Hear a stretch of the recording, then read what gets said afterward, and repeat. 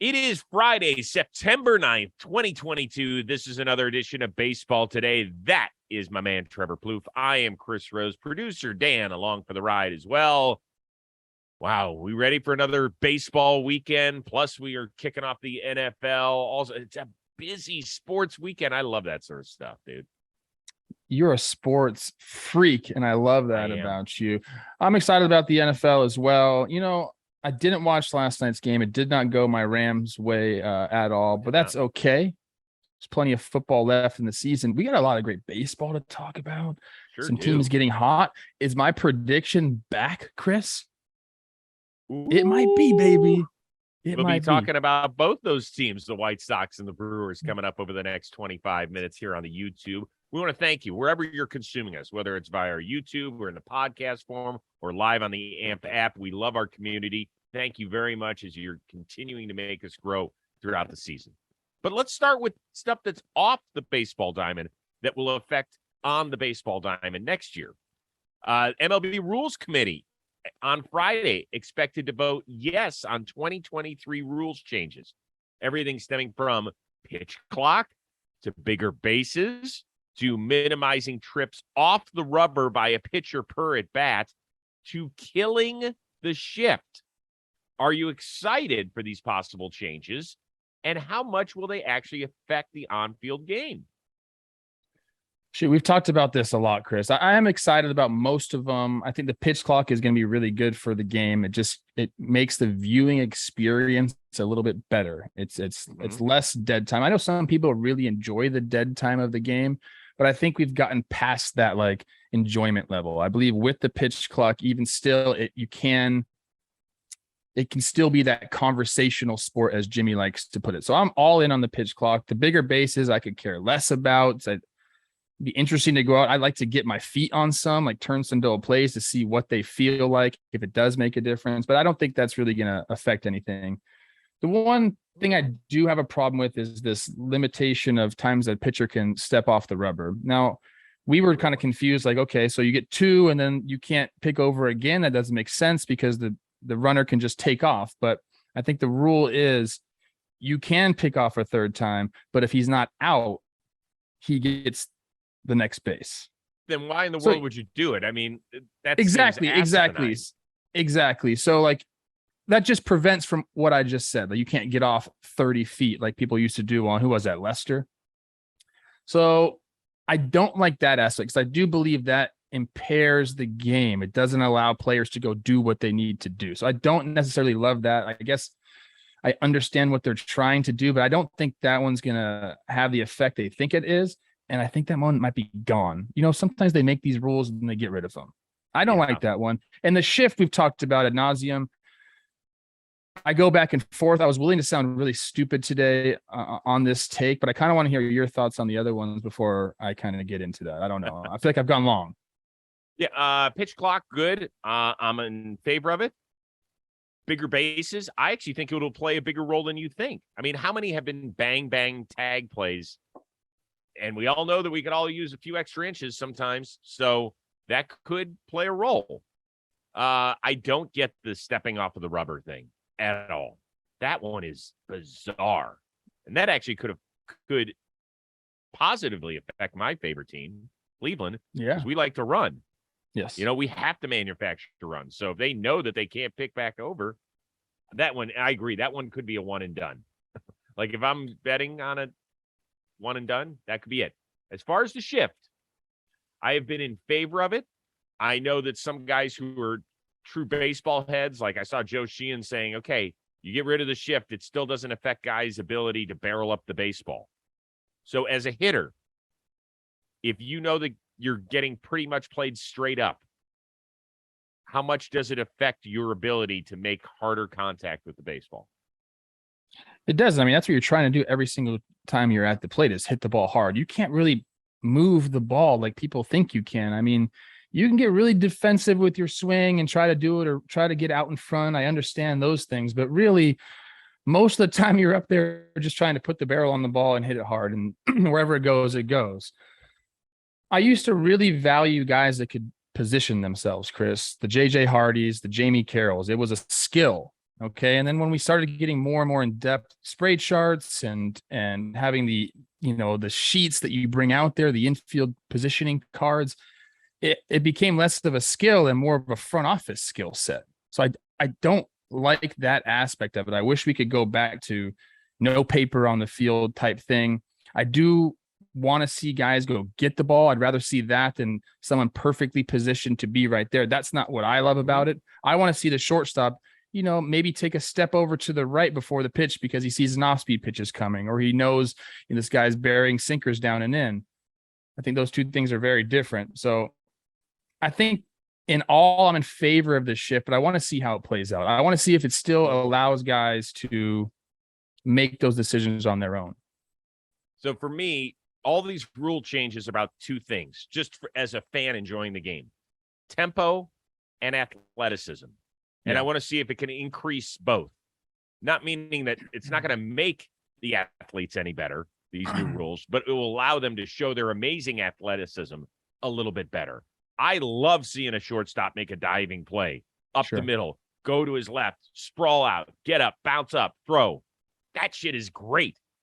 It could still result in an out, but at least I said I saw an amazing play instead of a guy standing right behind second base, line drive hits him in the chest. So I'm hopeful. And once again, I do think that we have to say, okay, it's not set in stone, or after 1 year, if it's not working, then it's definitely not working. I think we have to accept it with an open mind. Like, that's how you make progress in life. Let's see how it works. And then after a little while, if it's not working, then we kind of have to reassess. And maybe we have to fine tune some things. But I do want to see it because I think the sport can get better because the athletes, in my opinion, have never been better.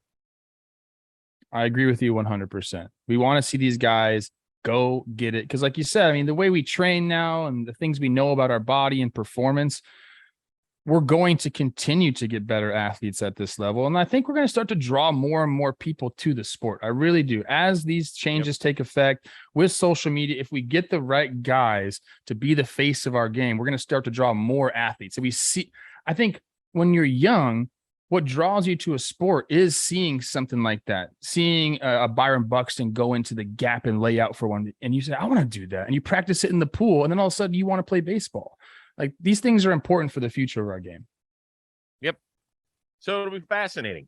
I'm excited to see them. And I'm sure some people will be bitching up a storm, but yeah. Oh, well. Probably us. We might. Let's get back to the races that we have. Second straight weekend, it is the Rays and the Yankees, this time up in New York. 4.5 game difference between New York and Tampa, top the AL East. In your opinion, is Tampa going to make New York sweat it out at all down the stretch, or nah? Is this about the closest it gets? I think they make them sweat it out, Chris. We got bombarded on social media because we both said, hey, the Yankees are going to go and take 2 of 3, and the opposite happened. The Rays took 2 of 3 with them. And now we get a Yankees team. Yeah, they beat up on the Twins a little bit, although they lost last night. But you're going in and you're facing Rasmussen, who's been nasty, Kluber, who's been really nasty against the Yankees this year specifically. And they're getting Wander back. Like, this is a team that's kind of like going right now. I think the biggest thing I want to look for in this series is how Cash approaches Aaron Judge. We're going to really start seeing this, how careful they're going to be with this guy, because he's raked against the Rays all year long. He's raked against everybody, but he's got like he's been doing what he does against the Rays. And right now, if you look around the lineup, I mean, we had IKF batting 4th last night. He's batting cleanup. Gleyber Torres behind Judge. They're kind of mixing and matching where they put him. I don't think it matters where they put him. Cash is going to be extremely careful with him this series. And I think that's something big to look for. Can people just take Judge out of the equation and just go after the other guys? I think we really might start seeing that, like, even more so. For some reason, I still don't think it's going to get super close. And what I mean by that is like less than 3 games. Will it get down to 2.5? Will it get down to 2? It could this weekend, bro. What do you mean? Well, right. I know. But look, Tampa played great last weekend. They still didn't sweep them. Sweeps are hard. You know that. Of course they are. Like to win series. So even if Tampa takes 2 out of 3, the difference is still only 3.5 at that point. And I guess that's my point. And by the way, if New York wins 1 more, they win the season series. Yeah. And that's a big deal this year.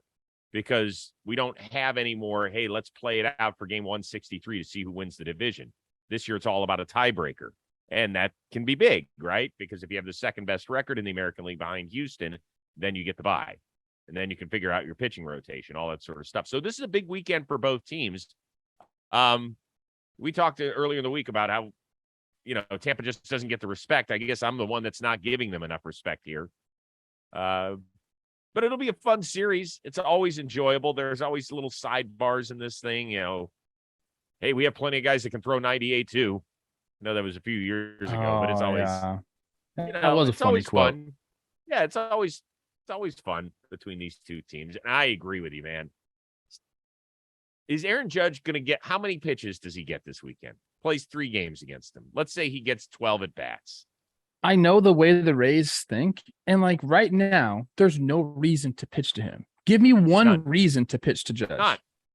I, the fan, I hate intentional walks. That's the biggest, sissy move around. I understand they're part of the game. I understand why you do them. But they're in the game. So if you're Cash, dude, don't even pitch around this dude. Just throw the 4 up. Can they do that still, right? That's it. Throw the 4 up. Do your wouldn't you? Finger calisthenics. Yes. I told you that the other day. I yelled at everybody. I said, if you want to continue to lose ball games, you will pitch to Aaron Judge. If you don't, you'll do this. We talked about that, and people are like, he strikes out a lot too. I'm like, I don't give a shit. I don't give a shit, dude. All he has to do is put the barrel on the ball, and it's gone. That's the pace he's on right now. So it's smart to just not pitch to him, people. Yeah. But also pitch to him because we want to see him hit 65. I told you that the other day as well. I'm 1,000% with you. Okay. You know what time it is? It's time to tell people about Vincero Collective. This is VinceroCollective.com. It is the best place to get yourself a good-looking watch like this. I have a hard time putting this in because I'm so inflexible. Is this good?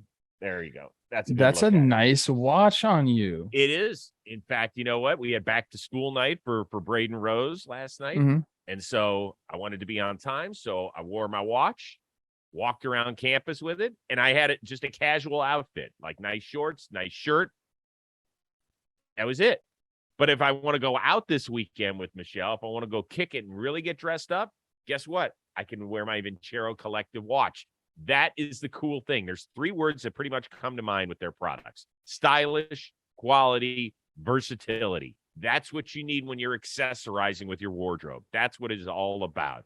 Okay. This is a company that is based out of San Diego. They also make high quality and affordable sunglasses, jewelry, and so much more. So if you're one of those people that is a little timid about adding accessories, if you haven't been a big jewelry guy, if you haven't been a big watch guy, and neither of us have been that, go get this. You'll feel good. You'll be like, yeah, you know what? It complements your outfit perfectly. Because whether you're trying to go out on the town and kick it with somebody, or you already have that somebody special in your life, you want to feel good. You want to feel confident. You want to feel like a made man from head to toe. And so that's why it's all about VinceroCollective.com. And on top of everything else, we want to save you money.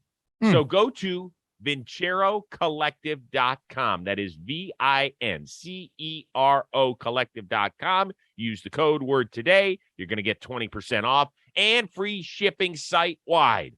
Go do it. I'm not kidding.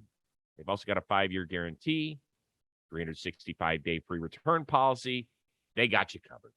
Got it? You know what? We're always truthful about these things. If these were like watches that we didn't like, we would say that.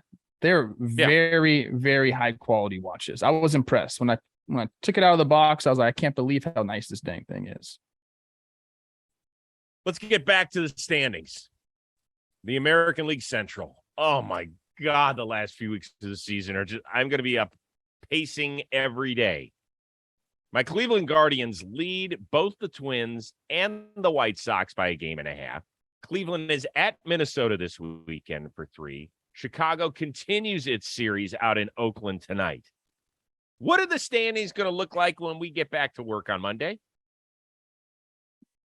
I have no idea, Chris. How could you ask me something like that? Okay. Here's what I do know. I do know that the White Sox are in Oakland, right? And it's a 4-game set. So they've already won game 1. Okay. Yeah, I think boy, did they win. I think you gotta book a 3 out of 4 for them, right? And then I would say that they might lose one. And then someone's gotta, win this series between the Guardians and the Twins. So the White Sox are gaining on somebody. The pitching matchups in the Guardians Twins series are really good. Guardians got like their guys going for them, and they got Quantrill, McKenzie, and then Bieber, which is nice for you. The season series has been really tight between these two teams. I don't know what's going to happen in that series, but I do know the White Sox are going to take care of business. They seem to be getting hot a little bit. The offense has been coming around. Like I am kind of happy with myself that I gave them that little death sentence because it rose them from the dead. And here we are. And I think like I'm feeling good about my prediction. So I've said this before, but Clevelanders are 90% scar tissue. We just are. We have been through an awful lot as a sporting community. And this weekend might be another tough one. So if they lose this series, let's say they just get one, and let's say Chicago gets 2 more this weekend, then the standings will look like Cleveland, then Chicago, and Minnesota will each be a half game back by Monday. And that could be insane, and it could be very probable. I am hopeful that Cleveland wins the series, gets a little bit more breathing room, or at least keeps pace with where it is right now. Here's the thing to watch in the Cleveland-Minnesota series. Twins actually lead the season series so far. They've only played 11 games because they've got 8 coming up in the next 11 games, which is going to be crazy. There's a 5-game series next weekend in Cleveland. They're actually, Chris, before you start, Twins are down 5-6 in the series. Yeah. My bad. Cleveland leads the series 6-5. All 6 of Cleveland's wins have come in their last at bat. Really? Think about that for a second. Their last at bat, they have won the game. There's been some times where they've been down major and they come back and put a crazy number. It's been an insane series. So if you don't have a team that's in the fight right now, or if your team is comfortably ahead, a la the Dodgers, a la Houston, and you're looking for a good series to tune into, watch the last 3 innings every night of Cleveland and Minnesota. Okay. Look, I mean, when you got Bieber throwing the way he's throwing, and he got him for the last game, your cushion game, you got to feel pretty good about your chances to win a series. With Quantrill and McKenzie on the bump for the first 2, I think it's Bundy and Archer, and I don't know if they've decided, is it going to be King Louis V? Because then that's a matchup we're going to have to look for. I feel bad. I'm always kind of talking negatively about my Twins, but I kind of feel like this is a Cleveland series, and I'm hoping that for you, but I'm also rooting for the Twins. Well, you can't do both.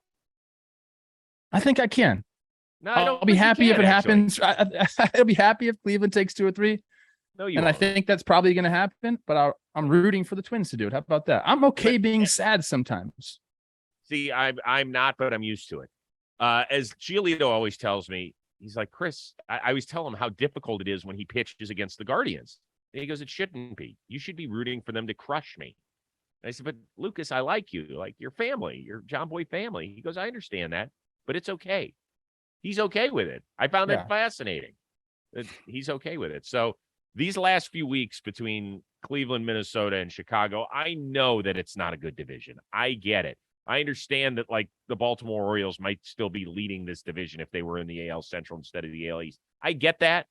But with few good division races right now, enjoy it, baseball fans. This isn't bad baseball, people. Just because the records aren't there, like, there are some excellent baseball players in this division. And you know what? It wouldn't shock me if whoever wins this division goes and wins a playoff series too. Like, this is how it works in baseball. I know it. I know. One other quick thing. Miguel Cairo, 7-3 is Tony La Russa's replacement this year. La Russa might be back for Sunday. I think Dave Stewart has like some sort of retirement ceremony up in Oakland. That would be a big thing for La Russa to be at. I will say this. I saw a quote that Cairo has been applauded for his communication skills. Do you think there's any possibility there's certain guys in that dugout who are like, Tony, go take care of yourself. Talk to you later. I don't know if that's going that far, but I mean, that's fun for us to think about. I love Cairo's great. I used to play against him all the time. He would talk to you on the field, so I understand why like he'd be a really good communicator in the clubhouse as well. Just something to think about. Okay. Just something to think about. Don't be so mean. Come on, man. No. Hey, listen, I know I feel like an asshole because Tony La Russa has been battling some health issues, but that is part of the baseball narrative here. And of course. You'd be remiss if you didn't bring it up. I think you want to know the truth? Feel bad for Tony right now going through health issues, but I think they're probably better off if he wasn't there. Maybe he just came in and gave him a nice speech one day and then just walked back out. The Milwaukee Brewers have climbed to within 2.5 games of the final wild card, currently held by Philadelphia, which is sliding a little bit. Is Milwaukee actually back in this thing? Yeah, I mean, yeah, they I don't think they've ever left like the wild card hunt. I know we've been down on them for a few series here and there, but like they've been within striking distance of a playoff spot the entire season. Now the division is gone. They coughed that thing up, and that is crazy to me. But there's some things happening for the Brew Crew. I mean, Yelly's hot. Hits the big ass homer in Colorado, 499. Excuse me. He wanted the extra 12 inches. I actually talked to him. Did I tell you that I talked to him? And he said, just like a young Trev. Yeah. Still feeling that. This is the second time this week you told me that. I like to boost myself every once in a while. It's okay. Yes, you do. Corbin Burns was nasty last night. They win 2 against the Giants in a doubleheader. They have momentum, and I think it was really interesting. I didn't know this until I looked at the schedule. They play a lot at home. 20 of their last 26 are at home. That's really a nice. Ridiculous number. I look around the leagues. We go to the schedules a lot, and I see like the results and whatnot. Most of the time when you're looking at teams at home, I mean, they're playing like 550 to 600 ball at home. That's just how it goes. Mm-hmm. You tell yourself you want to play 500 ball on the road. That'd be great. Most teams don't do that. So the Brew Crew at home with that crowd, the crowd's going to be rocking there. I just feel like that has a great story and a great narrative. Them just rolling off and having a great Craig Timber month. I think 100% they're back in this thing. They do have it. I can't say it. Yeah, I can. After playing Cincinnati this weekend, their next 3 series are St. Louis, New York, New York. Oh, I said it. I didn't want to because it doesn't matter who you're playing right now. You keep telling me it doesn't matter. I know. Here's what does matter. Their pitching's gotten thin. It's really gotten thin. Peralta left yesterday early. He's probably going to end up on the injured list. They're trying to downplay it, say, well, he could be back by the end of the season. Man, it's been such a lost year from him. Lauer's got a barking elbow. We don't know where that is. Ashby's not back yet. If they end up getting one of those 3 wild card spots, it'll be impressive. Very impressive. So you think they're out of it? No, I don't think they're out of it because weird shit happens with other teams, man. Philly had that game last night. They ended up losing to the Marlins after they'd kind of taken it to Sandy in the early going. Yeah. Who knows what happens with the Padres? They're up and down. So, yeah, there's 3 teams that I don't know. Padres are going in and playing in Los Dodgers. Angeles. Yeah. That's it's not good for them. It's actually. Oh, it's in San Diego. It doesn't matter. By the way, you know what's interesting? They could get a rain out there tonight. Yes, I'm looking forward to that big time tonight, Chris. I'm like doing rain dances outside, bro. We need it. Yeah, but I don't want to see a rain out. Do they even have a tarp? Probably not. They don't have. I know people the don't even Dodgers have air have one. conditionings down there. Yeah, Air that's true. conditioners. Yeah, that's true. All right, last thing. So the White Sox beat up on the A's last night, and NBC Sports Chicago, in their post-game show, took a shot at the A's broadcast booth. This is Chuck Garfien and Ozzie Guillen. Give a listen. We noticed NBC Sports Bay Area, they have a different duo. They've got Well, we're going to show you Dallas Braden and Glenn Kuiper. Well, I think Braden looked like a homeless guy.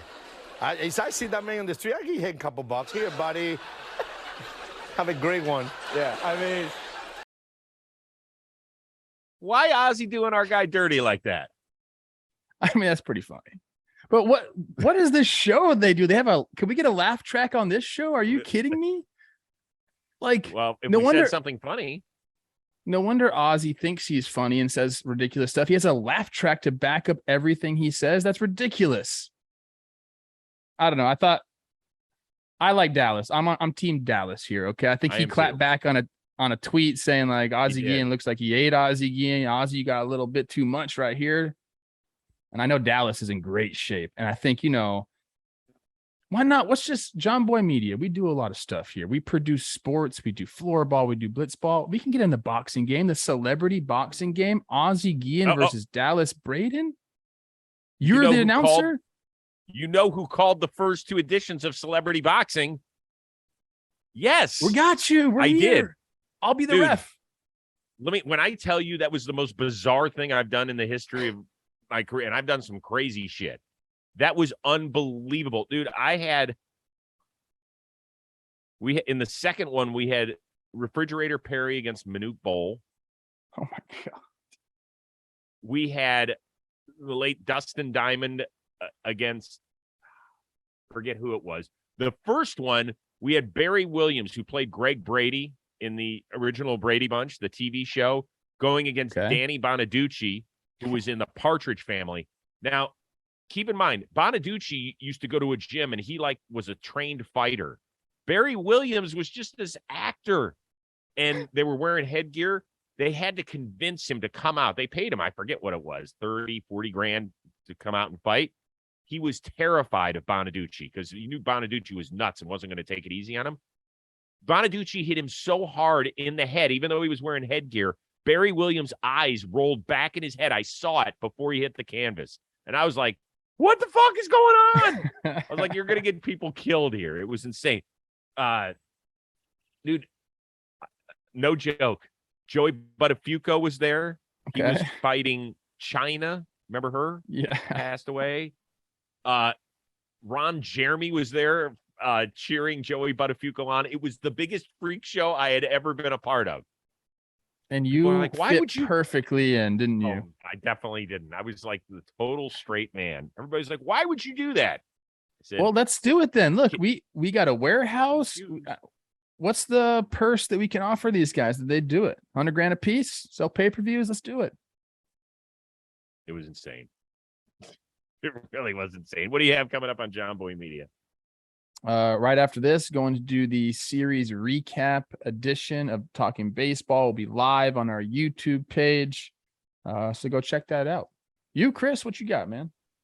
Eric Swanson is the Mariners reliever. He is the latest guest on the Chris Rose rotation. Funny guy, very dry sense of humor. Mariners fans, you always clamor for more content. You want people talking about you. Well, here we talk to him. And guess who I just interviewed before I hung out with you? I'm going to give you some hints. Ready? Okay. Because I haven't told you this. No, you haven't. Very much still in the baseball game about 15 years after he retired. Okay. Former All-Star, one-time All-Star, one of the tallest players we've ever had. Okay. And, do you want me to guess now? Yeah. Corey Hart. No. Although very impressive beard game. No hair on top these days. God, I don't know. Last clue is he played a very prominent role in the offseason. In this offseason? I don't know who you're talking about. Just give it to me, baby. That's right. Tony Clark. Oh, wait, I did know that. Oh, you didn't know that? Okay. I did know that. So Tony Clark, it was a fascinating discussion. I will tell you this. I've known Tony a long time. Haven't had the opportunity to interview him one-on-one before. We did cover, obviously, a bit of what's going on in his world, both major league, minor league, where we're going, where we've been. But I wanted to introduce people to kind of Tony Clark and fascinating career. Number 2 overall pick behind Chipper Jones in 1990. Ended up, after signing with the Tigers, playing 3 years of college basketball at the University of Arizona and San Diego State. A great basketball player. Great basketball player. A ton of great stuff, man. So that's coming out on Monday. That's awesome. He doesn't get interviewed a lot, and as the head of the MLBPA, he's got a lot to say, and he's very obviously involved in the game. And you know what, Chris? I set the interview up for you, bro. You're the best. Woo! You're the best. Now, it was really good. I think people will enjoy it. I think it's good to get to know some of the big players. Yes. So there you go. That'll do it for at least the YouTube and the podcast version. We always appreciate you guys tuning in. Thank you so much. Have a good, safe sporting weekend. There's a lot going on out there. If you want to join us live for a discussion, just download the AMP app on your iPhone. We're there every day from 11:30 to 12:30 Eastern. For our outstanding, one-of-a-kind producer, Dan Rourke, and Trevor Plouffe, I'm Chris Rose. We'll see you Monday on Baseball Today.